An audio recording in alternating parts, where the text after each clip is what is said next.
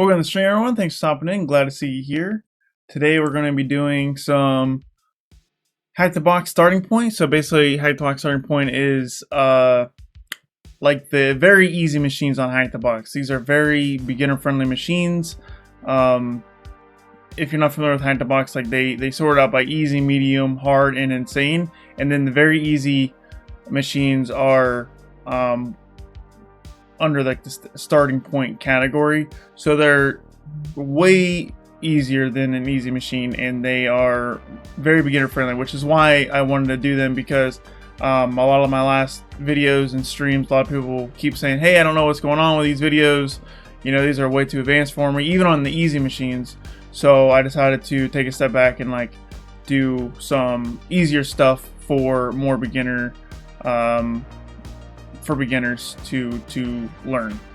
So to get on starting point, the first step is obviously make a HackTheBox account and get that set up. And then also you want to get, you don't have to get your own version of Kali Linux or Parrot OS or whatever OS you want to use, but I like to do this. I'll show you what you can do if you don't want to get your own VM. But let's go open up my browser here, and we will close out one of these. So this is what the HackTheBox dashboard looks like when you're all signed in. And you can see over here on the left, let's go ahead and zoom in. We have starting, oh, no, we can't see it, I zoomed in too much. We have the starting point, so it's actually the first tab here, and it's actually, you can click here as well to get to it, but click on starting point and it literally is, you know, learn the basics of penetration testing, and they have them in different tiers. So tier 0, the key is a strong foundation. Tier 1 is you have to complete the tier before to unlock the tier higher. So there's 3 tiers: tier 0, 1, and 2. And then they also recommend Academy modules, which I highly recommend the Academy. Speaking of Academy, if you want to sign up for HackTheBox or HackTheBox Academy, I do have affiliate links in the channel description. Click those links, sign up for HackTheBox. If you purchase a year subscription to either HackTheBox or HackTheBox Academy, I do receive a little bit of compensation for that referral. So that's the best way to support the channel right now, is by supporting yourself and signing for HackTheBox and get those skills that cybersecurity employees are looking for. So we can see starting point, tier 0 machine. So Meow is the first one on the list, so naturally that's where we would start. So we would click into here, and then the first objective here is connect. In order to attack the target machine, you need to be on the same network. To do so, connect to the starting point VPN using one of the following options. It may take a minute for HackTheBox to recognize your connection. It should happen without action, but if you don't see an update in this page after 2 to 3 minutes, please refresh the page. So we can connect using the PwnBox or OpenVPN. Typically I like to use OpenVPN because I like to have my own version of Kali Linux, because I can customize my machine exactly how I want to, and whereas PwnBox, it resets every time you turn it off, it resets, so you can't really have like a custom machine. And PwnBox, don't get me wrong, it has a lot of the base tools that you need, and you can effectively hack machines with the PwnBox. I used the PwnBox one time, and I used it on the Cerberus machine, which is a hard machine, and I didn't have a good time with it. There was a lot of tools that I like to use that the PwnBox did not have, or the PwnBox had a lot of outdated stuff too, which made it a little hard to work with. Not impossible, especially at the beginner level. PwnBox is probably more than enough, but when you're trying to do like more advanced stuff, or like stuff where you're trying to customize things, then that's where you want to switch over to your own machine and connect with the OpenVPN. And I'll show you how to use both right now. So we'll start with the PwnBox. A pre-configured browser-based virtual machine with all the hacking tools you need installed.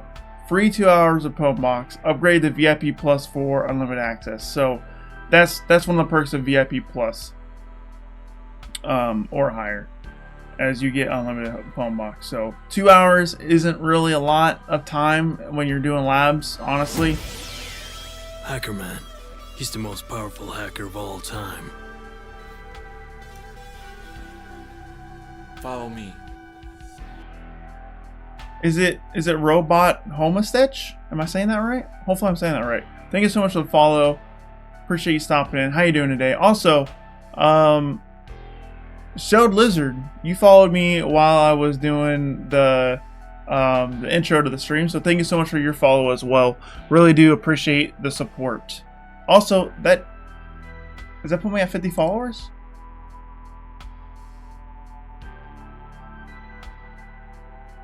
No, I'm at 49. We're one away from 50.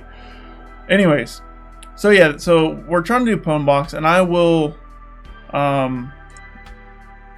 show you how to do. So just click on this, I think. Yep, and this pulls up over here on the right, and then you would just hit connect to Pwnbox, and you would just pick your location. So I'm in the US, and you can pick different servers, and it will show you like the ping on each one. So just pick the best one for you. I think it automatically is going to try to pick the best one for you, but if not, just obviously pick the.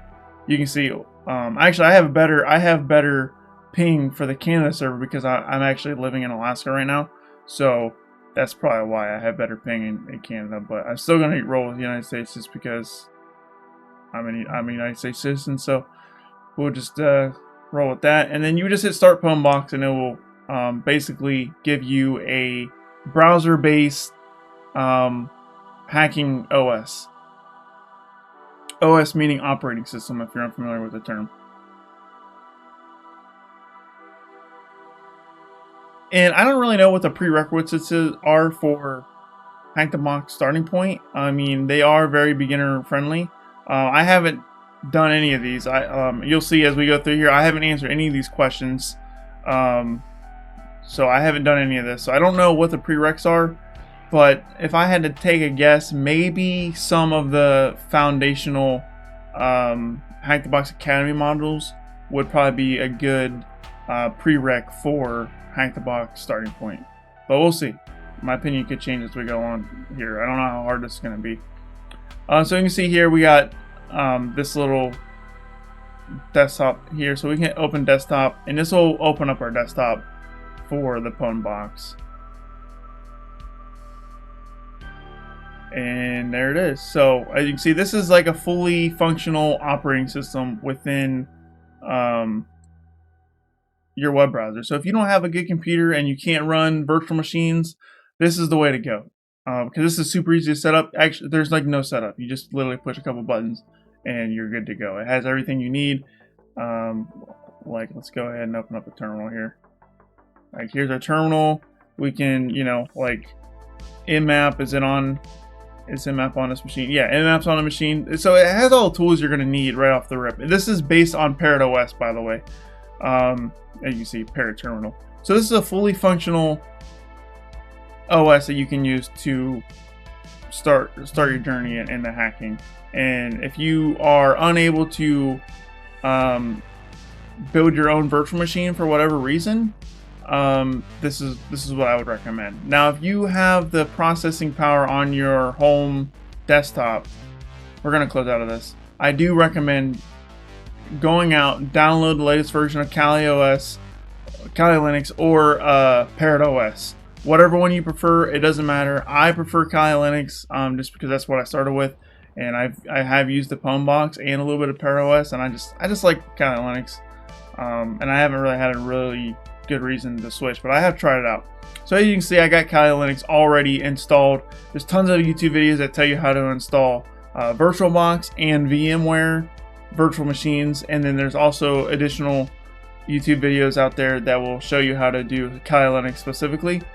But go get VirtualBox or VMware. There's a free version of VMware, and that's actually what I'm using. I prefer VMware. I used to use VirtualBox for years, and VirtualBox it just airs out. So like what it does to me is, like, if I'm hacking for like over 2 hours, VirtualBox is kind of like freezes up. Like, it just everything's locked up. Everything starts. It's at first it'd be like sluggish and be really slow, and then it'll just freeze up altogether where I can't do nothing. So I have to turn it off and turn it back on, and then I can continue. Whereas VMware doesn't give me that problem. But VMware has another problem that I don't like, is that I can't do multi-monitors on VMware, unfortunately. It's a weird bug that exists, unfortunately, but I would rather deal with VMware just because it's way more stable. So if I had to choose between the two, I would say VMware is a lot more stable. It's easier. Another thing about VMware that I like is if you save your virtual machine like in a file somewhere on your computer and you want to move that location to another folder or another drive, it will move a lot easier. Whereas VirtualBox, it doesn't like when you move the files for your virtual machine. Unfortunately, like I said, VirtualBox is a lot more unstable in my opinion. So try them both out, see which ones you like. But for me, I started with VirtualBox and I use it for a long time, years, and well, not years, but maybe a couple years. And then I've been using VMware for like maybe about four months now, and I don't want to turn back. Anyways, after you have your Kali Linux booted up and good to go, whether that's on VirtualBox or VMware, you're going to want to open up your terminal. We're going to zoom in here. Actually, that's not the first step. The first step is we have to download the VMware pack. So it's up this tab right here, connect to HackTheBox. You would click up here, and then you would click starting point, and then you would hit open VPN, and then you would once again pick the server that you want to pick. So I'll leave mine at US here, and then it will say protocol, UDP, or TCP. I like to do TCP. I haven't used UDP actually. I'm not really entirely sure how UDP works, but I have never had a problem with TCP, so I've just been rolling with that the whole time. So I click TCP, and then I download the VPN, and this is how you get the VPNs. You can see starting point, Kyser Clark.ovpn has been downloaded. So go back to our terminal. If we do change directory downloads, so CD is the Linux command for, well, I guess it's a Unix command for change directory. So change directory downloads, and this is my downloads directory. If I do NLS like to list them, you can see I have starting point right here as a file that I downloaded. And then to connect to it, it's as simple as doing this. So we can let's go ahead and clear this out. So Kali Linux has OpenVPN installed by default. So if you do a sudo just means you're elevating your privileges to the root user temporarily to run the command. So you have to run this as root to connect to the VPN. So sudo, and the command is openvpn, OPVPN, and then wherever the file is. So if you're already in your downloads folder and your VPN's there, just do the name of the file like that, starting point, and then the name of your VPN. Hit push enter on this, and then type in your password, and then this will connect. And you can tell it connects. This is pretty much a good connection now. So once you have this, your terminal will be locked up. So at this point, I would do File, New Tab, and then I would name this as, you can name it VPN. A lot of times you'll see me do VPN, but sometimes I just do V because it takes up less space on the top here. So, and I just leave that tab open the whole time I'm running. I'm on HackTheBox, or even if I'm connected like the OffSec labs when I'm doing Open Security Labs, or when I was doing my OSCP exam.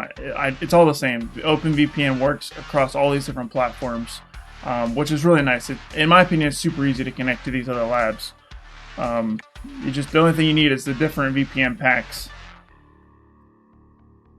So let's go ahead and zoom in here, and then let's go back to our dashboard. So we are connected to the VPN here, and did that count as a completion, or what do I do? Oh, I downloaded it the wrong way, I think. Oh, it did connect. Okay, it counted as see the green check mark. We're good. I guess you can click here and then download it from there. So the next thing we have to do is spawn a machine. Spawn the target machine, and the IP address will show here. Spawning the machine is as easy as clicking this right here, and this will take a few minutes to build up. And you can always tell what machine you're on HackTheBox by up here. You can see the symbol. Each box on HackTheBox has its own icon, and this was the one for Meow.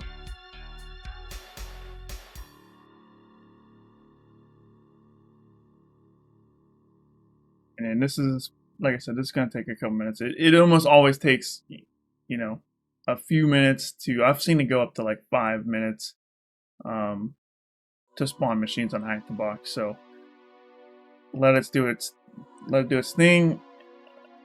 And that's actually really fast. Maybe because this is like a smaller machine or a lightweight machine, but that was actually faster than typical.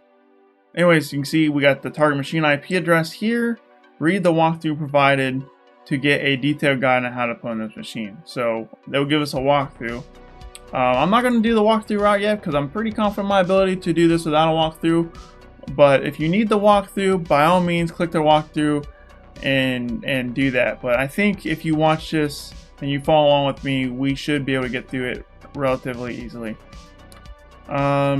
And if you click the IP address, it will automatically copy it to the clipboard. So if we click it, copy our clipboard, and come back over here and we do a ping, and then paste, enter, we can see that we're getting replies back from Meow, which is the machine.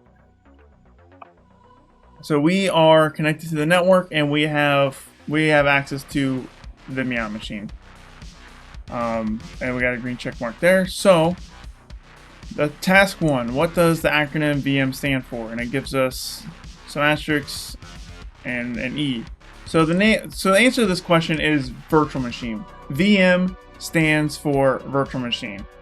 And that's easily Googleable, but if you're in cybersecurity long enough, or even IT long enough, you're going to understand VM stands for virtual machine. And then if we click the hint, let's see what it says here. Described in the setting up section of the write-up. It is the alternative to using the dedicated browser-based PwnBox service. So yeah, it's virtual machine.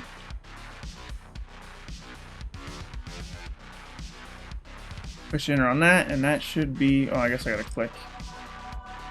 Done. Alright, that was super easy. Task 2.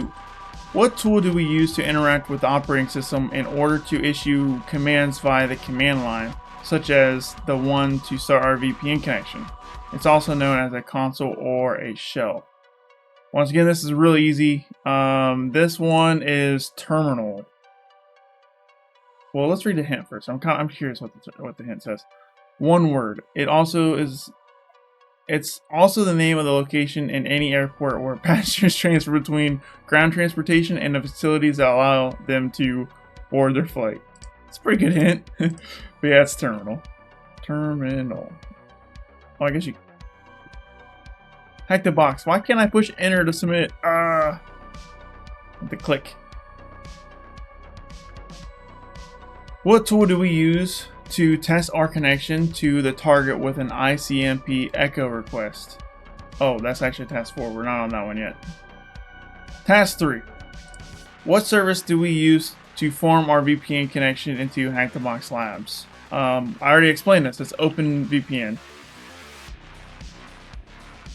Go ahead and submit the answer. I'm not going to read the hints if I know them from here on out. I don't think it's a good use for our time. Task 4. What tool do we use to test our connection to the target with an ICMP echo request? That's actually the tool we just used. Ping.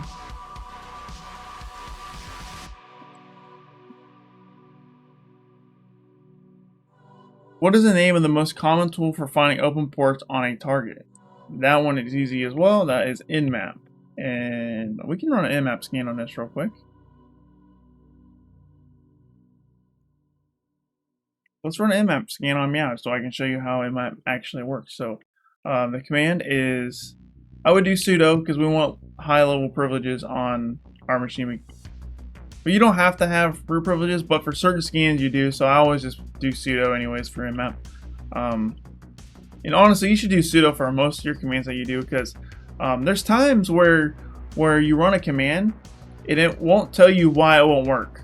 It just won't. It's just like, hey, this don't work, there's an error, or it just don't work the way you want it to or the way you expected it to. And a lot of the times, if you just put sudo in front of it, it will work. So more times than not, you just want to run sudo in front of everything. There are certain situations where you don't, but I would say more times than not, yeah, sudo. So nmap, that's the command. So nmap, and then if you want to do it like the most basic scan ever, it's just the IP address of your target. So I don't know what that IP address is anymore. Let's click it, copy our clipboard, and we will paste.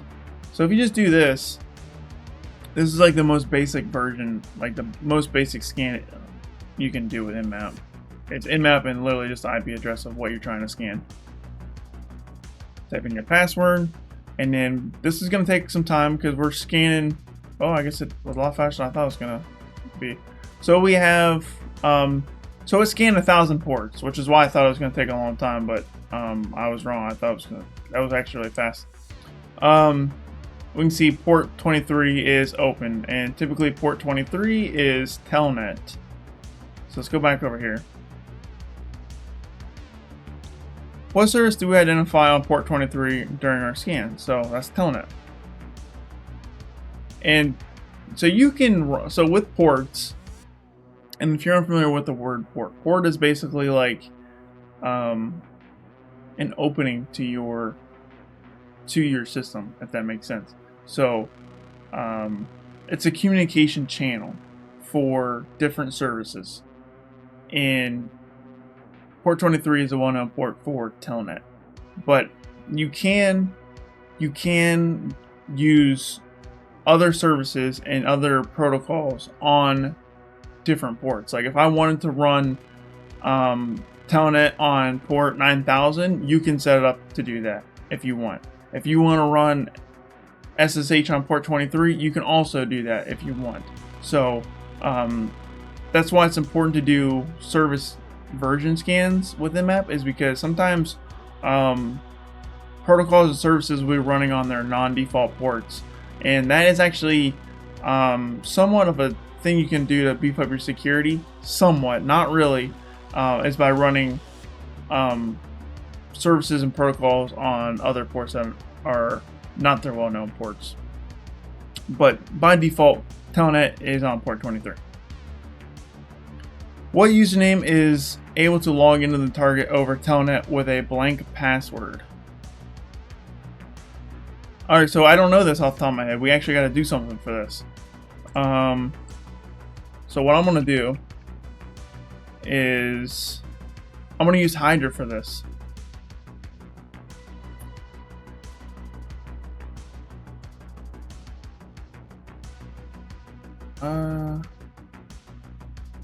I think the easiest way to do this. So, fun fact is I don't memorize commands, guys. Like most commands, I do not memorize, and you shouldn't have to memorize commands because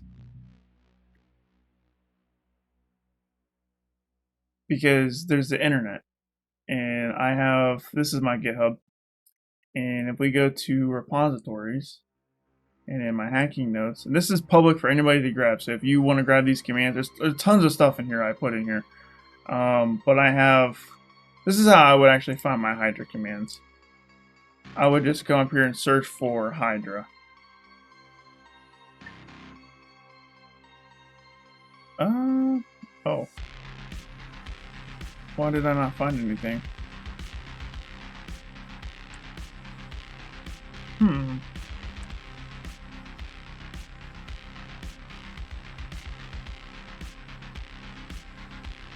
It's not. That is very strange. Why can't I search for that? Maybe because I'm not logged in? I don't know. There's Hydra stuff in here. Let's go to hacking notes. As you can see, there's actually a whole folder for Hydra, I thought. Yeah, right here. I don't know why that didn't pop up. So you can see we got different services here. I actually don't have one for Telnet because typically Telnet's not something that's opened because Telnet's very insecure. The secure version of Telnet is SSH, so let's go ahead and click SSH. So this is the command that we would run for Telnet, except for we want to switch SSH to Telnet. So we'll just copy this, click over here, copy, And we actually got to modify this, so we're going to paste this here. Alright, so we know what the password is already. As you can see, if we go back to our dashboard, we know that the password is blank, right? They're giving us that. So if you know the password, you want to change this capital P to a lowercase p and then put what you know the password is. So we know the password is blank, so we just do quotes. This is the null password, also known as a blank password, if you just do quotes like that. And then we don't know the username. So lowercase l is when you do know the username. So you would do lowercase l and then you would fit the username. But in this case, we don't know the username.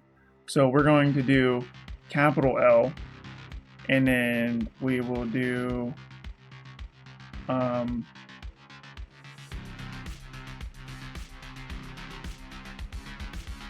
we're going to do the password a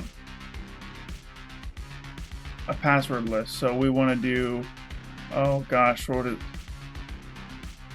is it? User share word list, and then what word list do we have in here? So we want to use a username word list. Word list. We don't want.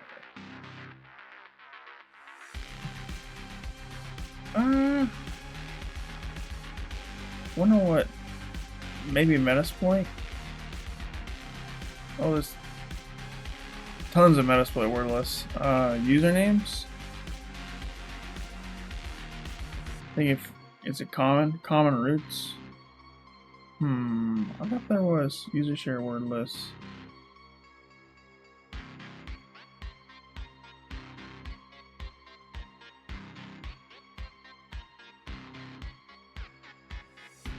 Metasploit. I thought there was Unix. Yeah, here we go. Unix users. So that's a good place to start. So let's recap this command. That's a lot that we just went through. So Hydra -L, capital L, and then we specify the word list. So this is built into Kali Linux, by the way. So it's /user /share /word list /metasploit /unix users.txt. So these are like common usernames that we're just going to keep trying blank passwords on. And then -p, and then blank password, and then lowercase p, and then our target IP address, which is, once again, escape my memory. I guess I never memorized it because I can just copy and paste it. Paste that, and then we will do telnet. And then we can push enter on this, and it's going to try all these passwords against all these usernames against a blank password here. This could take some time because I don't know how big that file is. Let's go ahead and see how big the file is that we just used. So if we do like more is a way to view a file and be able to scroll up and down it. So we can do more, and then it's user share word list metasploit unix users.txt. And then, as you can see here, these are all the usernames that are in that list. We can push space to see more, and we can just scroll space. So there's a lot of usernames in there. Not that much, handful. Let's see if this works. This might not be the way to get it. We know the username ends in T. Oh, you know what? It's actually kind of funny because I bet you it's root. We're being too extra here. I don't know why root isn't even. Why is root not in the Unix users.txt file?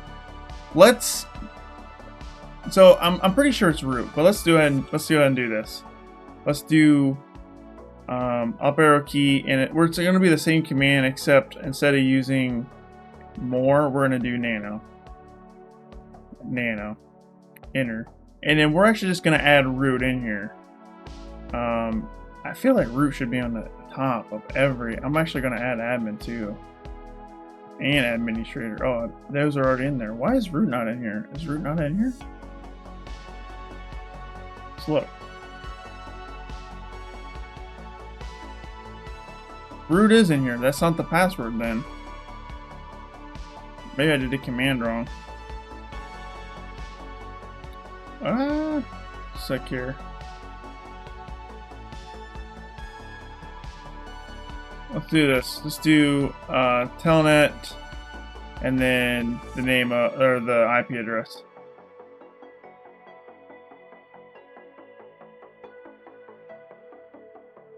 Can I cancel this?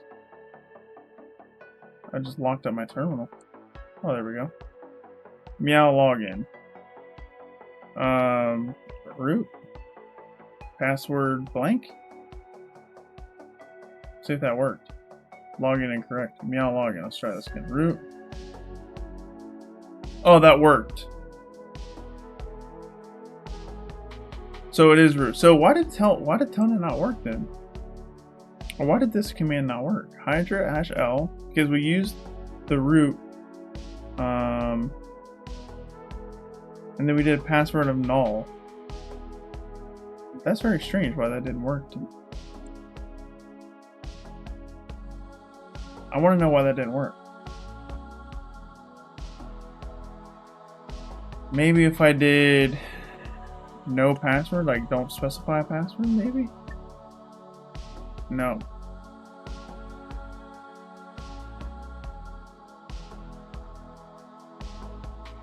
Dash.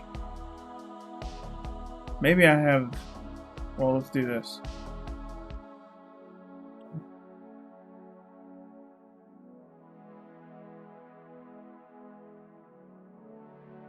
So user pass list is capital. So if we're using a list, we use capital.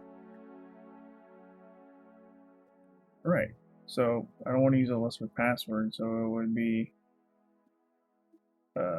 password is. Just leave that blank. Huh. That's very strange why that didn't work. I'm not entirely sure. We logged in with root though as can we do this? ls. Oh yeah, look, there's a flag.txt right here. So once you log in to the root account on Meow, just do ls to list the contents of the directory, and then you'll see the flag.txt. And then to view it, it's cat. Cat is short for concatenate, and then that's concatenate, and then the file name is a good way to like read a file. So cat flag.txt. Push enter on this, and this is our flag right here. So the right answer was root on this. Just because I saw asterisk T, but I'm not sure why that command didn't work. So I'm at the root flag, so we would just paste that flag that we just got in here, and that's going to be different every time. So you actually have to do this exercise yourself to get the root flag. And that is Meow. Meow has been pwned. Boom! It's that easy, baby.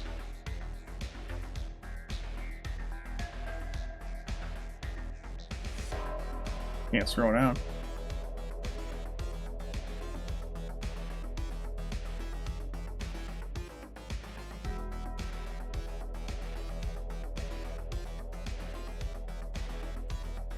It should close out automatically, it said. Let's go ahead and spawn the next machine. So the next machine is Fawn. We'll click it here and we will spawn it. Already connected, so yes, spawn the machine.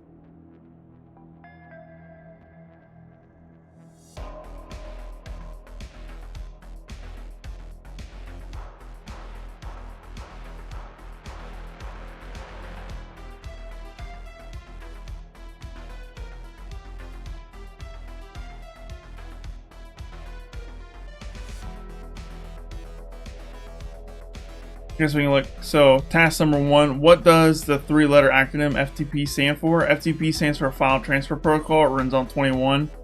Usually, actually, that's actually task number 2. Which port does FTP service list on usually? So typically it's port 21. So FTP is File Transfer Protocol. Submit that answer. Done.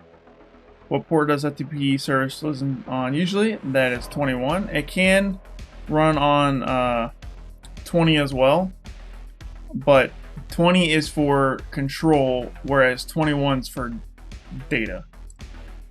But typically it's 21 though. What acronym is used for the secure version of FTP? So this is actually a little bit of a trick question because there's actually two answers to this.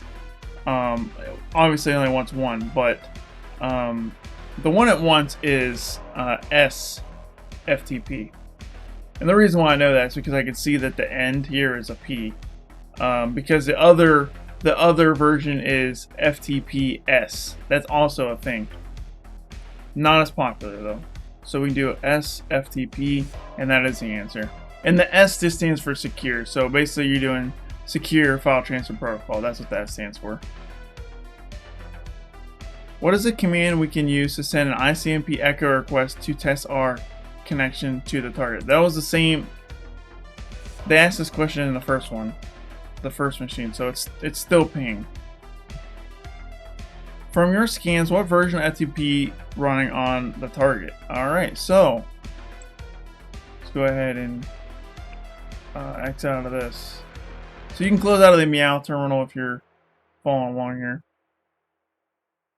And we got to do an nmap scan again. So sudo nmap, and this time we're just going to do -p for port. So -p is specifying the port 21 because we want to get the version number of FTP, and then you want to do -v for version.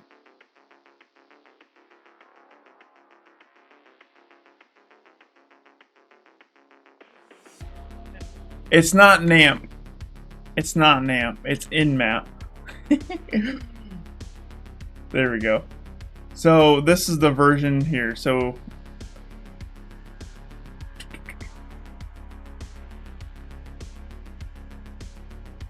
no, wait. That's the OS version. Can we do lowercase v? There we go. Wait, what?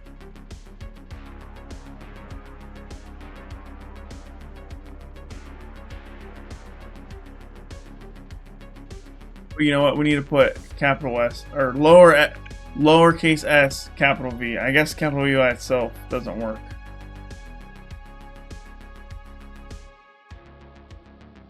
Why does that not work? Oh my god, I am losing my mind, guys. I forgot to put the IP address of the machine in there. No wonder why it's not working.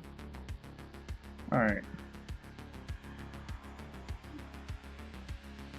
And you can put these in any order. So if we put the IP address over here before the port, then that's fine too. So the command we're going to run is nmap-p 21 for port 21 dash lowercase s capital V for service version, and then the IP address. As you can see, we got port 21 TCP, and then we got VSFTPD 3.0.3. So that is the answer.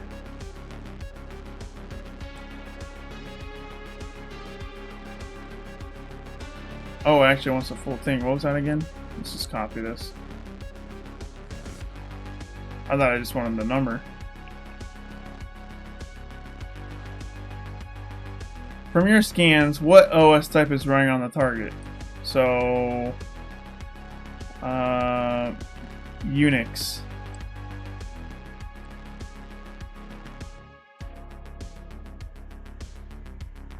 What is the command we need to run in order to display the FTP client help menu? It's just FTP-H. That's FTP-H. And we can actually run that command. Yeah, that's correct. So if we do, let's go ahead and clear this out. FTP-H is typically the help of a command. So if we do that, it would tell us, you know, some information here on like how to use it, etc., etc. Pretty basic stuff. What is the username that is used over FTP when you want to log in without having an account? that is anonymous. That is like the well-known like default guest account for FTP basically. And let's see if we can actually log in to the FTP server with anonymous. I'm sure we can if it's telling us to do that. So command is FTP, and then it's going to be the IP address. Is that already in my clipboard? No, it's not. Let's go back. FTP, and then the IP address. Push enter on this. So the name, we would type in anonymous, ANONYMOUS. And then you just do nothing but the password. Push enter again. Login successful. Look at that. We are, let's see what's in here. Just do LS in here. So we can do LS, and we can see the flag. And we can do, you can also do DIR, and you can also see the flag as well right there. So LS to list directories and DIR to list directories, both work in FTP. So if you're unfamiliar, DIR is the Windows command to list directories, and LS is the Unix command to list directories, and FTP just uses both, which is pretty cool.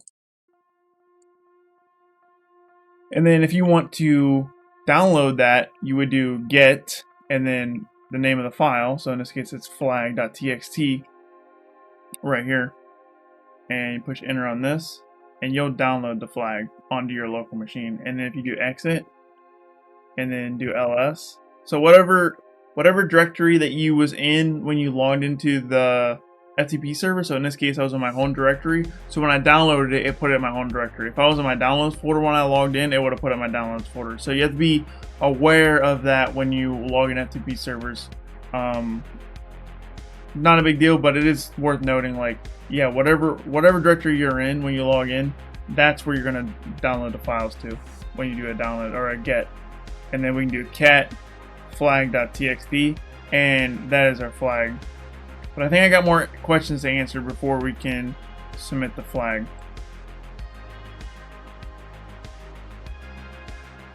Scroll down. What is the response code we get for the FTP message login successful? I'm not actually sure off the top of my head. 200 maybe? 220. So 220. What?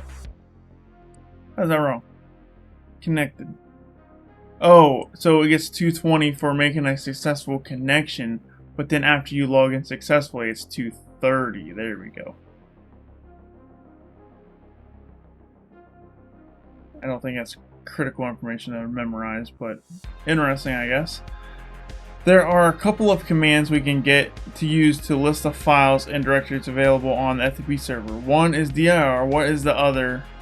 That is a common way to list files in Linux systems. So we already talked about this. Remember, it's ls. What is the command used to download the file we found on the FTP server? And once again, we already went over that. That is also, that's get. And then submit root flag. We got the root flag. We just paste that in here and then submit the flag. And we are done with Fawn. Super easy.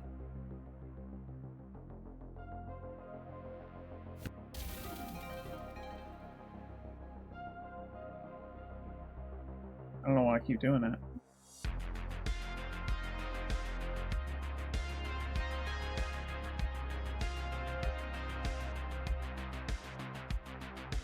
So do these count as like real machines on the, like in your pwn? We'll see. I had 26, I thought. Let's look here. Like, does these count as machines pwn? No, it don't. Good. I just don't think they deserve to be counted. As you can see, I have 26. I had 26 before we started here. Starting point machines does not count for these statistics on HackTheBox, own users and own systems. That's good. I agree with that. These are way too easy. Or at least these first two are. We'll see. It might get harder. I'm hoping it gets harder. Alright, we already did Fawn, so scroll down and let's go ahead. Dancing! Click on dancing. I'm actually going to zoom out now, guys, because it's really hard to navigate this website at the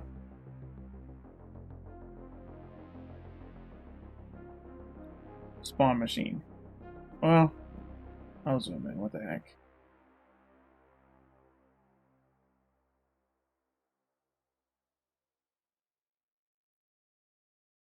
So we're on Fawn. This is the third one in Tier 0. Wonder how many we can do before the stream ends. I'm only going to make this stream an hour long, so this might be the last one, but we'll see how long it is. What does the three-letter acronym SMB stands for? So SMB stands for Server Message Block. Server Message Block. Success! What port does SMB use to operate at?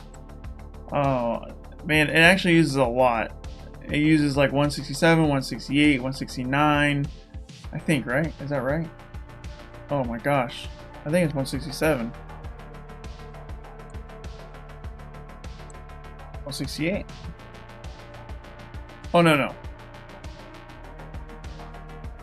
Why is my mind went blank on this all of a sudden? I used to have all the ports memorized. Why don't mind draw a blank here? Server message block.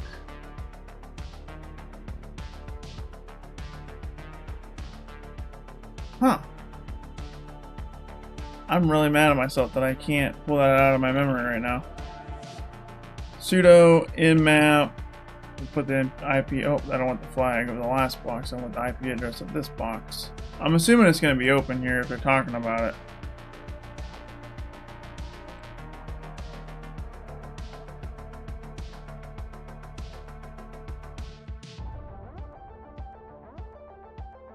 SMB, is it 225?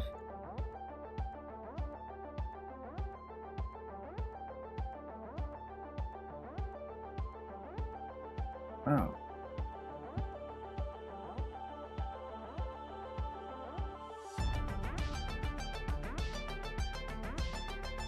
You know, it's 445.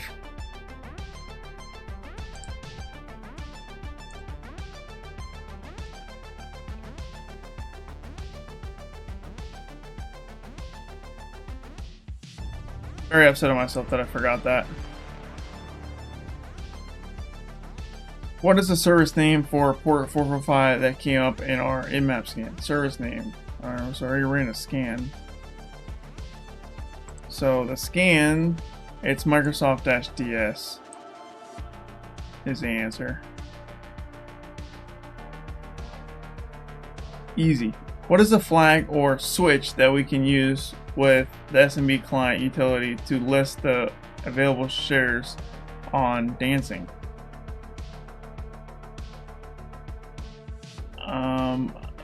That I do not know off the top of my head, but we can figure it out by doing what command? Did they say SMB client? Yeah, SMB client. So we can do SMB client. That's a command, and then do -H.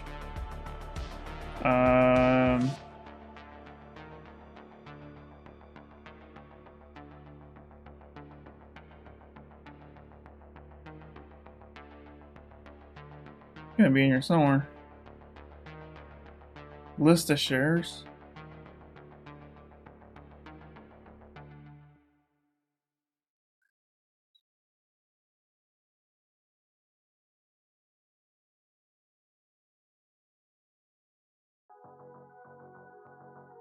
It's gotta be one letter. I'm not seeing it.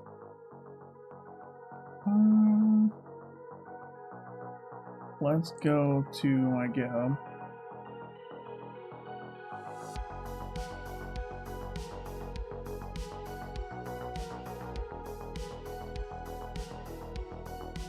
I guess the search functionality doesn't work on GitHub if you're not signed in for some reason.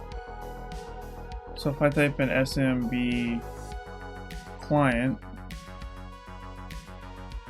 yeah, why does this not work? GitHub, what the heck?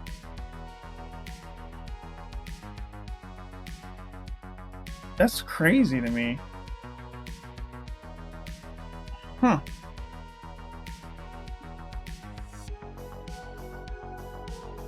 That's just wild.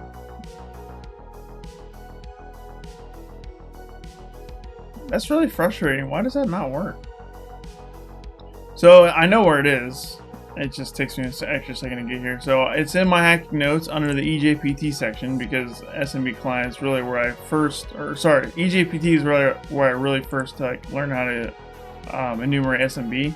So it's hacking notes, EJPT, enumeration, SMB, and then we got SMB client right here. And then if we do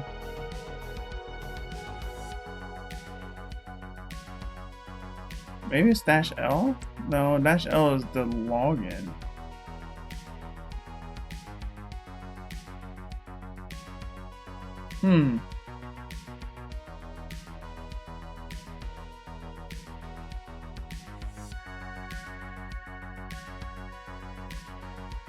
Let's do SMB, no, man SMB client. So SMB, or sorry, man is the man page, which is a manual. So think man, manual, man page, it's all the same thing.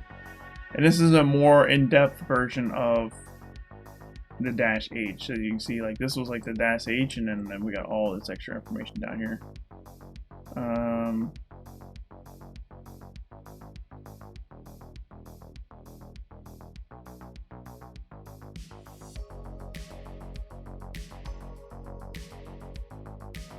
Let's say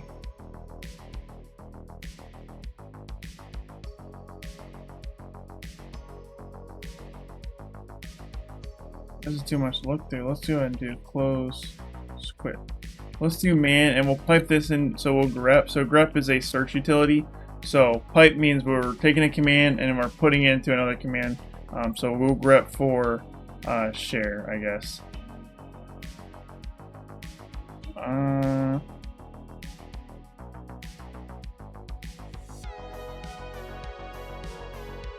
Is it? I can't be -L. I think -L just stands for login. Oh, that actually worked. Oh, it is -L. Okay. Yeah, so that actually is it. So -L stands for list. I always thought the -L stood for login, to be honest with you, because I have SMB-L and then the IP address and then a username, or -U and then username. I seriously thought the L stood for login. Well, now we know. We learned something today. Thanks.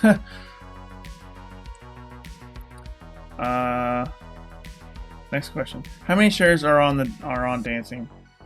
Well, we have the command right here. I just had it up on my GitHub. Let's go back to my GitHub. We're gonna do this. So clear this, and then we will paste this, and then we're not gonna use a username, and we are just gonna put an IP address here.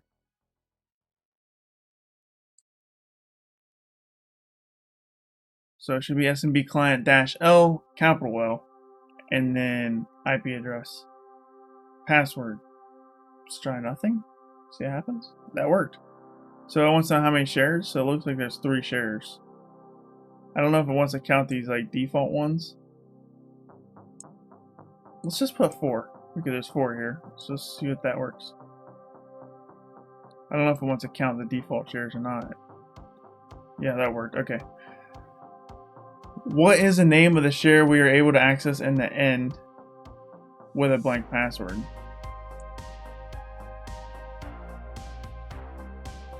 So we can do SMB client. So let's go back to that command in my GitHub. Where'd it go? Why did this click on SMB client here? So this is what we want right here. The in is like a null login basically. So copy this.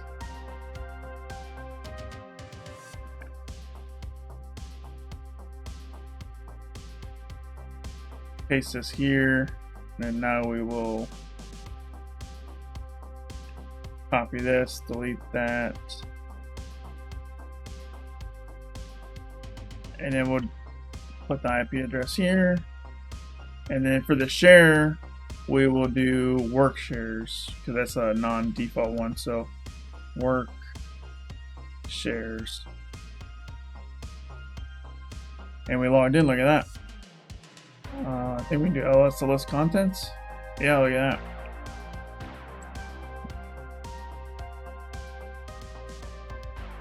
that. What is the name? So it's work shares. Work. I don't know if capitalization matters for these or not. What is the command we use within SMB shell to download the files we find? It's also get. Same thing. That's FTP. So you get. Yep. Perfect. Now we can get the root flag. So I'm assuming there's a flag here somewhere. So we got two directories here. We got amy.j and james.py. So we can do change directory. Let's try james.p. And ls into this. There's a flag. So if we do get flag.txt, and then we do exit. Oh, exit. And we can do ls. I got two flag.txt, so hopefully it gave me it overrid it. So let's do cat flag.txt.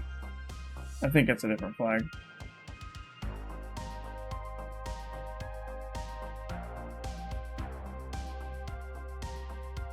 Boom, success. Dancing has been pwned, baby. Look at that. Alright, well, that is going to be the end of the stream because we are approaching our hour right now. We did pwn the first three machines. We pwned Meow, Fawn, and Dancing. So we will continue this next week and continue on with the HackTheBox starting point. So the next machine would be, what's the next one on the list? Redeemer right here? Yeah, Redeemer. As you can see, once you get to a certain point, you have to start paying. You can see these VIPs. So you can do these first, looks like the first 4 for free. And then you have to start paying to get the rest. So we'll see if there's any difference between those and the free versions. But yeah, like I said, next week we'll continue on this series. I'm not sure how long it's going to take. I mean, we got 3 in an hour stream. I did a lot of explanation on how to connect to the HackTheBox because I think it's really important. A lot of people might be able to get confused on that, so I'm glad I covered that. And but we won't be covering that again. We're just going to be doing you know, hacking, and not really diving into how to connect because we did it in this stream. So Redeemer, and hopefully we can finish this up. We can do like all of these next week. That's a lot, but we'll see what happens. Anyways, thank you so much for watching. Thanks for hanging out. If you're interested in HackTheBox, check out the channel description and click the affiliate link, sign up for HackTheBox. It does help support the channel, so I do appreciate it if you check those out. And next stream will be next week. I'm not set on the time yet, but we will have a stream next week. Just go ahead and hit the follow button, hit the subscribe button if you're watching this on YouTube after the live stream. And yeah, catch the next video / stream when it happens by subscribing and following. Once again, thank you so much for watching. Thanks for hanging out. You've all been great. Thanks for everybody that followed today. Peace out. Take care. Have a good one. Kyser